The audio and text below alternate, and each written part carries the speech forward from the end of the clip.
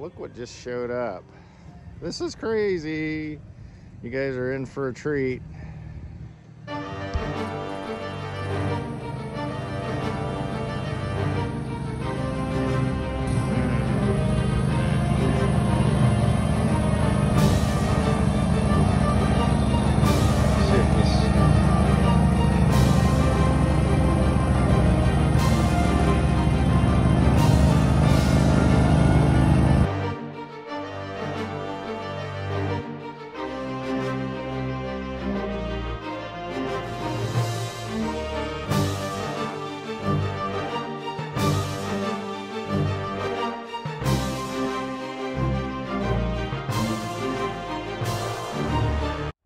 Hi guys, welcome to the channel. My plan today is to try to talk about hauling your tractor, trailering your tractor. I've had to trailer mine a few times and there's never a good place to attach up front here. And so I've been researching that part. The other thing is in my short little stint of both visiting and working at the dealership one day a week, as I may have mentioned in my last video, folks bring in their tractors for service, all different brands as a matter of fact. And it's quite interesting how guys secure their tractors to their trailers. I'm not being critical, I'm just saying there's a lot of variety. And so I thought it might be interesting to talk about some options for securing your vehicle or your tractor in this case. So first of all, I'm going to talk about a couple things that I found for the Coyote, and I'm sure for other brands as well. Just some options to improve at least the front part securement issue. And so let's get into that. All right, so one of the products I found is this D-ring bracket, and it gives you the options. It attaches right on to these 4 bolts up front here, and it's 1/4-inch steel, made in the USA, as you can see, and they say it's powder coated. Okay. It's made by a company called MGE, and they make a variety of different metal type products, and this is specifically designed in theory to go directly onto the factory bolts of your Coyote, and it would give you D-rings to tie off to. They're a little bit more play there than I would like, and the other thing, I showed it to some of the guys at the tractor store and they were saying, you know, that's gonna make a lot of noise and might even drive you crazy, which isn't entirely possible. But in any case, this is one option. This, by the way, they sell their products on Amazon, and they didn't give this to me, I bought it. And I wanna say it was like 50 bucks, and then shipping is $15. So that's what you're looking at with their product. Fairly inexpensive option. There's probably other uses to it besides being able to use it as a tie down on your trailer. But there you go. So another option I found is from this 511 design company, and it's the letter, I should say the number 5 and then 11 spelled out, and then design with a Z on the end, made in the USA. Like I said, this is their solution to the tie down situation. Their product is a little bit thicker, I would say.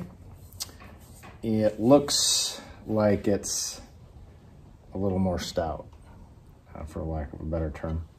And this particular unit goes underneath your factory plate, and they also send you a box of bolts so you can mount it, and it looks like they're lock nuts with washers and so on, so it looks like a pretty good set.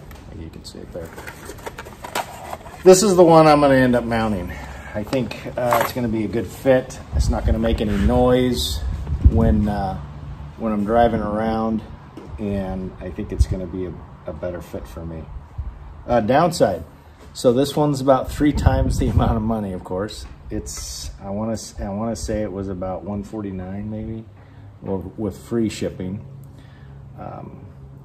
So it's about 3 times the amount of money, but I think this is the one I'm going to go with. So tie down on the front, a good option. Okay, so there you have it. I didn't take you through the painful process of watching the Tractor Rookie put this on. But basically what I did is elevated it with my little rolling work mechanics stool, lifted it up, and then put it in place. The bracket, as you probably noticed in the beginning, has 6 holes. We only have 4 factory holes here. I don't see any reason why you couldn't drill the other 2 if you wanted to. This is the bolt that comes with the bracket, and this is the factory bolt, so it is longer. And you only have access to the back of these 2. These 2 are inside a metal box here, so you really can't get to those. But they do recommend that you put this lock nut on these bottom bolts for extra protection. They tell you that these metal ones aren't required if you don't have holes for them. So there's that. It also occurred to me that I could put that other D-ring bracket right over the top of this one and have them both. But I don't think I'm ready to do that yet. So anyway, that's what you have it there. My plan now is to go up to the tractor, or bring the tractor up to the trailer and talk about load security. All right, so first things first. This probably goes without saying, but when you hook up your chains, you want to cross your chains so that in the event you have a hitch failure, your chains are going to catch the tongue of the trailer in theory. So you want to cross them over.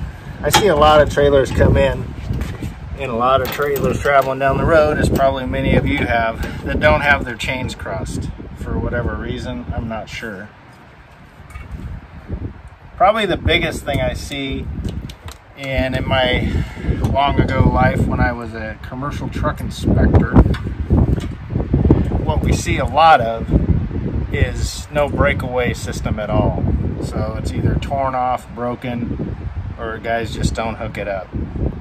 And when they do hook it up, they usually hook it up wrong.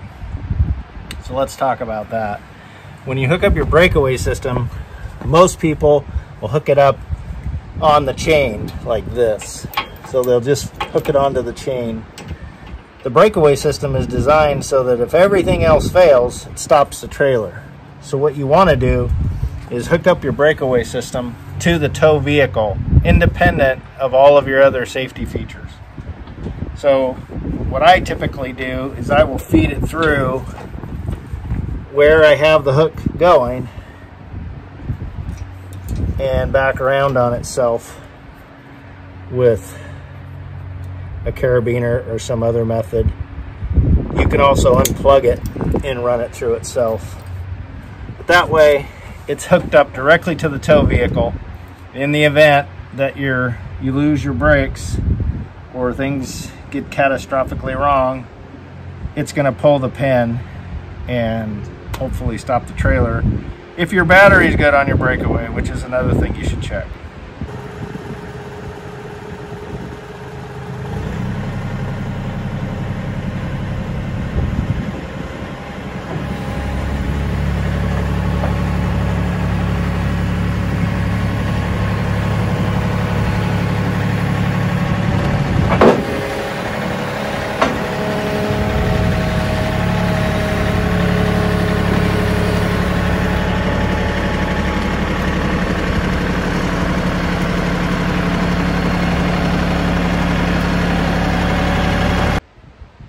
Sorry about the wind. We always have wind.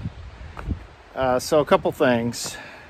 I back my tractor on because of my canopy.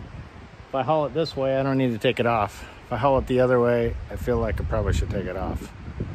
The other thing is I don't have the fancy jacks in the back. If I don't put something back there like jack stands to support the trailer when I drive on, it's going to want to lift the truck up and potentially cause damage, and bad things can happen. Just stabilizes the trailer so I can put the tractor on there.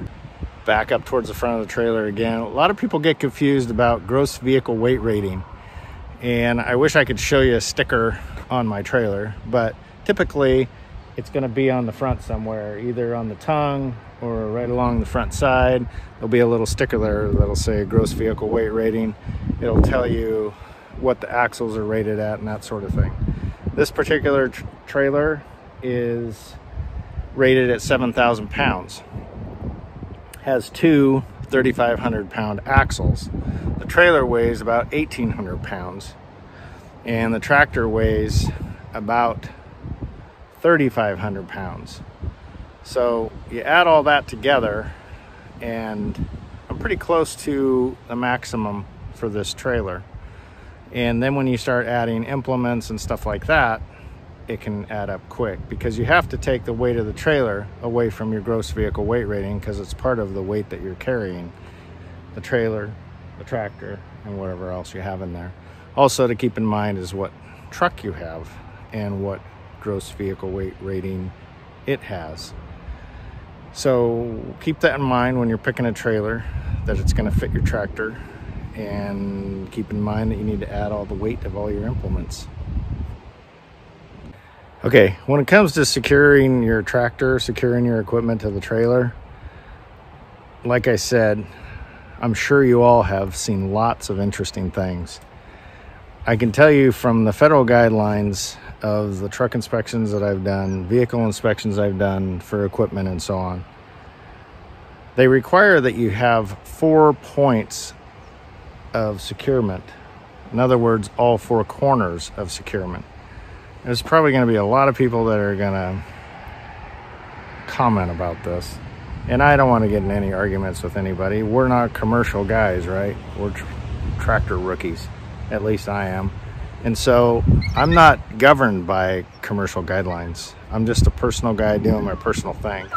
But if you're using those guidelines as a guide, you might be doing what's safest for you and your equipment.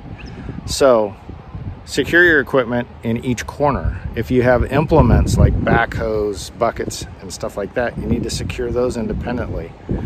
And I can show you the straps that I use, because I typically just use ratchet straps. I use ratchet straps that are rated at 3,500 pounds each. And I do each corner. And there's lots of different ways you can do it. What I see most people do is they'll just run a ratchet strap through the middle or through the back. And so what you end up with there is you end up with one strap for those 2 points. And that's not the intention of the requirement. The intention is to have independent straps for each corner. So keep that in mind. I hope this is helpful. I'm going to go ahead and put some straps on here and show you how I do it. All right, guys, so I just did one side just to demonstrate, but that's what it looks like when I use the ratchet straps. And those are actually 3,333 pound rating. I think I said 3,500. Anyway, I'm gonna go ahead and wrap that up. I'd put one on the other side, but basically you're gonna have all 4 corners wrapped up. So on the back side, I have an axle strap, and I have that secured with the ratchet strap. Granted, there's going to be a dozen different ways you can do this with a dozen different pieces of equipment. What I'm basically trying to illustrate here is how you're going to keep all 4 corners separately secured. So if you lose a strap, you're still going to be fine. All right, so now I'm going to go ahead and deal with all of the extra.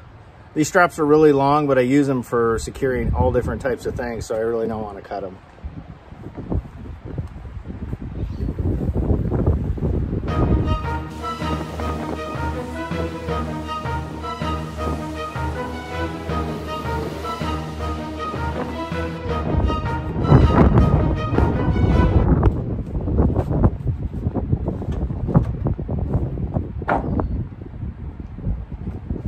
Good to go.